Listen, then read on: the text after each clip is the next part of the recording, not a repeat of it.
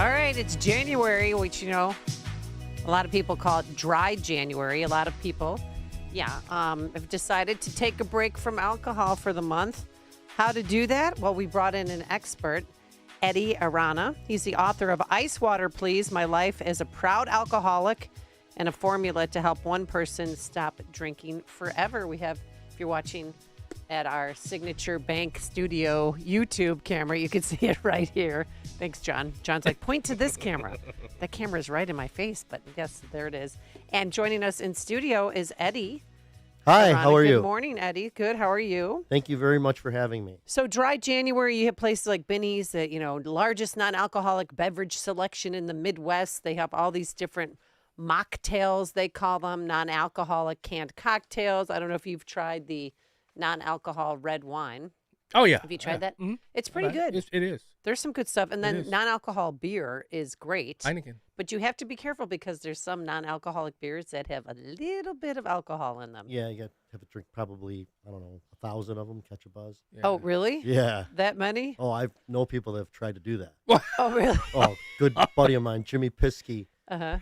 When he tried to stop drinking, and he literally had, I think, like 100 of those, and just to get that little bit of buzz off of. Yeah, this is 25 years ago, though. So I don't know if you're watching Landman on Paramount. I love it. But the Landman, he doesn't drink whiskey or hard liquor anymore. All he drinks is Michelob Ultra. Yeah. And he says, I can have 6 of these and still not get buzzed. So that's his way of dealing with alcoholism, is just, drinking Michelob Ultra. Well, he says it's not alcohol. It's not alcohol if it's not whiskey. Right, exactly. So just tell us about your backstory. I know we've had you on years ago, but I just found your book fascinating. Thank I'm you. almost done with it because I checked in yesterday. I'm like, I just have a few more chapters left. But you've had a crazy life. Crazy fun, but teetering on some turbulent times. Right. I would say, it's funny. I was watching the Bears beat the Packers on Sunday, and I remember in '85 when the Bears won the Super Bowl. Remember that year, everybody was going crazy, right? Mm-hmm. And that was probably the height of my drinking. I was big into it, and the night before the Super Bowl, like everybody else, you knew the Bears were going to win. I got hammered. Wow. Got home around 6 in the morning. Ooh. And my big thing was always watching the game with my dad. Okay? And now this is our Super Bowl, literally, right? Game starts about 5:30. And my mom had to grab me from my bedroom. I was sleeping. Come on, Eddie, the Bears. Okay. I came downstairs. I was asleep the entire game. My dad had to wake me up. Eddie, the refrigerator is scoring a touchdown. I'm like, oh. I slept through arguably the biggest, most important day of Chicago sports history. That's how alcoholism screwed me up. Well, what did you, and then time 2 with your father, watching a momentous event on television. Yeah, the only it made up when I watched the Game 7 World Series in 16. Okay. Yes, So, my man. Yeah, so that kind of made up for it. Not really, but kind So of. what did you do the night before? Do you even remember? Oh, I just drank myself into a coma. The normal. But what was your drink of choice? What would you? Or were there many? No, many. It ended with single malt Scotch was the final straw. But I was well, first of all, I hated the taste of alcohol. Hated it. Really? Okay. But that's, I think, part of the problem. I drank it very, very fast. I used to like to drink like a 6-pack in 18 sips. Because I drink 1 beer in 3 sips. 1 beer in 3. Those aren't sips, Eddie. Well, That's a gulp. Right. Okay, so you would drink 1 beer in 3 sips. Right. Jeez. Wow. Yeah. So a 6-pack in 18 sips. When did you start drinking? How old were you? I was 14. Okay. Yeah, and I started drinking in my mom's basement. And it was before, remember Chicago Fest? Oh, yes. Teenage Drunken Fest. Yep, Navy Pier. Yeah, Navy Pier, and I went to go see the Scorpions. I was 14, boy. and I wanted, I want to go to the concert, but I want to be, kind of lubricated before the show. So I started drinking my dad's whiskey, and I started doing like 1 little shot. I never drank anything in my life before. And I'm like, oh wow, this doesn't affect me at all. Then number 2, nothing. Then number 3, oh okay, I'm starting to get it a little bit. Just And then then it come like 8 or 9, and next thing I remember, my mom waking me up at like 3 in the morning and crying and like, Eddie, what happened? I'm like, oh, I don't know. And I was watching her cry, but more important was, wow, this is the best feeling of my life. I have to feel like this again. Wow. So- When did you realize though that you had a problem? So you realized you had a problem before you quit, correct? I mean, that's my God. If you're an alcoholic and you say the opposite, you are lying. You know well into it that you're an alcoholic. I realized it probably well into my early 20s that I did not drink like everybody else. I never liked to stop. All I wanted to do, I wanted to have that feeling of my first buzz every time. And that's the big fallacy with AA is that, or not with AA, with alcoholism is that you're always chasing that and you can never catch it. It's very, very impossible to. right. So well, then what was the rock bottom where you decided today's the day I'm going to quit? It was Because July- everybody has their rock bottom, Oh right? yeah. I have the exact day and I have the exact time. July 15th, 2004. Crashed my car in Park Ridge, and I got charged with a DUI, and I totaled my car. And Did you injure anybody? Just myself. I had to be pulled out of the car by the jaws of life. Wow. Horrible. And I still, I remember sitting at the hospital, and my wife at the time said, Eddie, if you have one more drink, I will divorce you. And I'm like, oh, okay. Well, she's serious. And that was it. I didn't have any more drinks after that. Yeah, but how do you go from drinking all the time to just quitting? Um, Which is what your book is about. So, and that's why Dry January, people want some advice on how to quit, Right, even well, for 30 days. I guess when you said that was the final straw. So I had attempted to quit probably well over 100 times. Really? Oh yeah, and Did you go to AA? I did not. After this time, I finally went to AA, and I tell this story a lot in AA meetings. The number one reason I was petrified to go to AA, and I realized why I was petrified, because I knew it would work.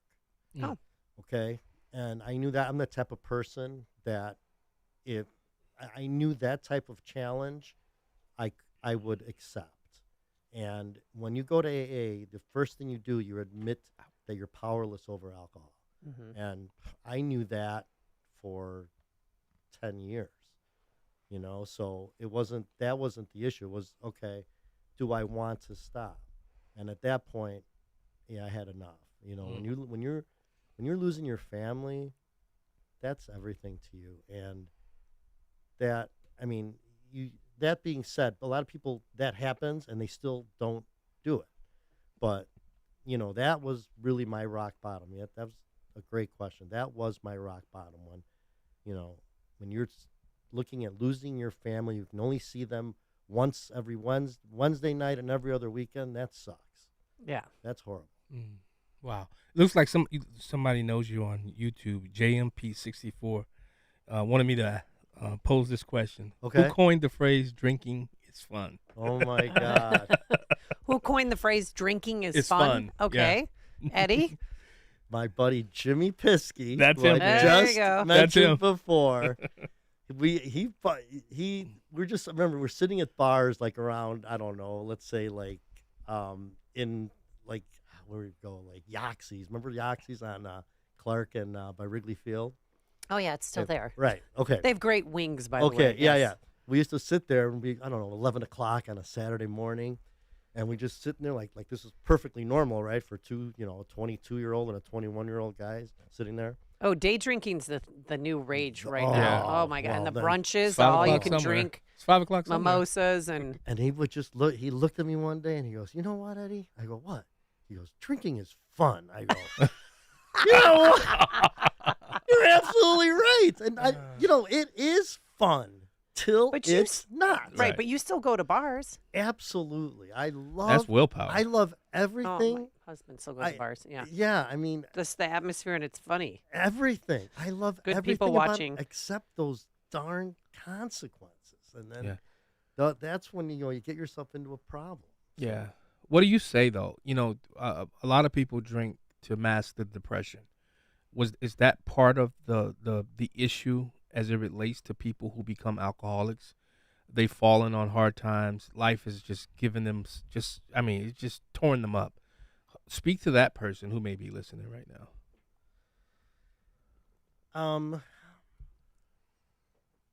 I understand that Mhm. that person, okay? And that was me. My reason, I believe, for my drinking was I wanted to be popular. Yeah. And I felt that alcohol made me popular. Mm. It was, and in reality, I felt that alcohol gave me my personality, and in effect, it did just the opposite. It took away from my personality.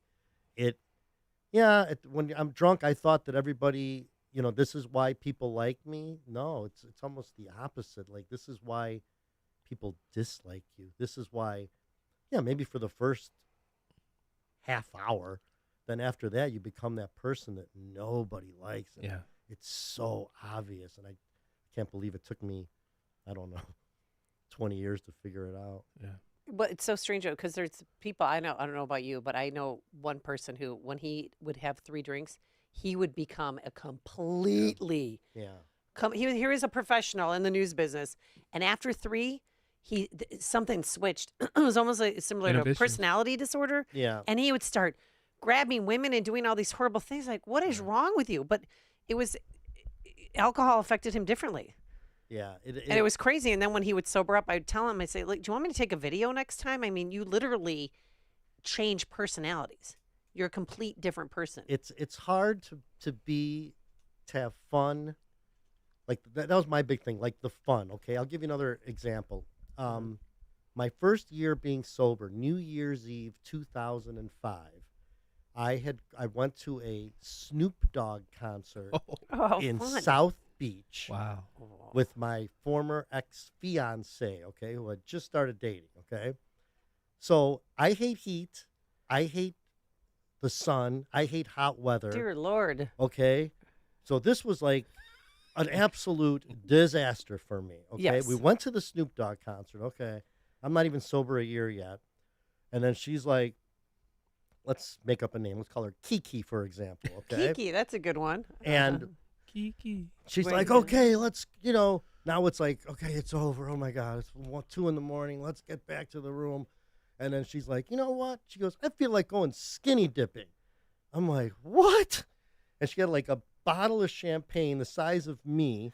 Okay. And she's walking around. She goes, let's go. I go, there's no pool. Oh, She goes, there's the ocean. no, we went to Oh. a pool. And I'm like, oh my God, we don't belong here. Uh-huh. And I'm like waiting for somebody to come. I go, okay, sounds good. Why not? Jump in the pool, nude. Uh-huh. Sure enough, after like a half an hour, my worst nightmare comes true. Wait. About a 6'9" security guard comes in, flashes the light, and says, "Get out of the pool right now." And I'm like, and then Kiki starts laughing uproariously. Because she's hammered. She's hammered, and I'm like, oh my God, this is my worst nightmare come true. Get out of there, put our clothes on, start walking back to the hotel. And then I get back to the hotel, and I'm like, that was actually a huge moment for me, because at that point, I'm like, okay, I'm alive. Right. I made it. Yeah. Didn't get In arrested. retrospect, now talking about it, it was kind of fun. I hadn't had 1 drop of alcohol. Yeah. And I think I'm going to make it in life. This isn't Okay. this isn't Did you bad. ever see Kiki again? Kiki. Oh yeah. Oh yeah. Yeah. Oh yeah. Do you love Me? You did? Oh yeah. We Got a text message. Hey, in the mid 80s, I was at Frank's. I attended a Super Bowl party in a remote location. I remember nothing of that game, Wow. and I still haven't seen it. Yeah. Wow. And then somebody else said, drink to moderation, and you should drink because you're happy. Yeah. Is there any association between alcohol and happiness? Well, I have association with alcohol and happiness, alcohol and sadness, alcohol and in between, alcohol and desperation, alcohol and everything. You make up a reason why you drink. It's not, if you're an alcoholic, you will drink for whatever reason you make up. Okay. Doesn't matter. Wait, there's a YouTube comment. Can't What? believe he still goes to bars. AA has a saying: you don't go into a whorehouse and come out with a haircut. Right. No. Jim very, K. very true. I mean, it's there's a lot of things. I love AA. Okay, I chair a meeting every Tuesday at the Recovery House at 4200 North Milwaukee. The best. However, there's a lot of things in AA that I disagree with. Like, for example, one of the things they say, oh, you have to do it for yourself. And if you don't do it for yourself, it's not going to work. I kind of agree with that, but I kind of did it. I got sober for my kids. I wanted Right. to see my kids. And believe me, anything that gets you in the door of even AA or treatment or trying to get help, I think is a very, very positive thing. That's why I love Dry January. Right. Okay. Like if anybody, let's say you do Dry January and you're in today's day 7, right? I guarantee you in these 7 days, that one time if you're sober these 7 days, you woken up and said, man, I wish I would have gotten drunk last night, right? Yeah. Never. Zero. Yeah. Because you feel good in the morning. Right. Yeah. But how many times have you felt in the morning after Whew. you've done it the night before and said, oh my God, why did I do that? Yeah. Every time. Guarantee Yeah. you never once do you wake up and say, God, I wish I would have gotten drunk last night. That's true. Never, not even close. That's true. Wow. Yeah. All right. The book is Ice Water, Please. The author is Eddie Arana. And get your book on Amazon, right? Yep. And Barnes and Nobles. And Yep. did I say Nobles? No. Barnes and Noble. That's a Chicago way to Illinois. say it. That's how I the jewels. Illinois. That's a Eddie, Chicago thank you way. so much. Thank you very And much thank you for having coming me. in. I appreciate it. God bless. This is Chicago's Morning Answer. Your show keeps me alive during the week. There's nobody I'd rather listen to between 5 and 9 in the morning than you guys. On AM 560, The Answer.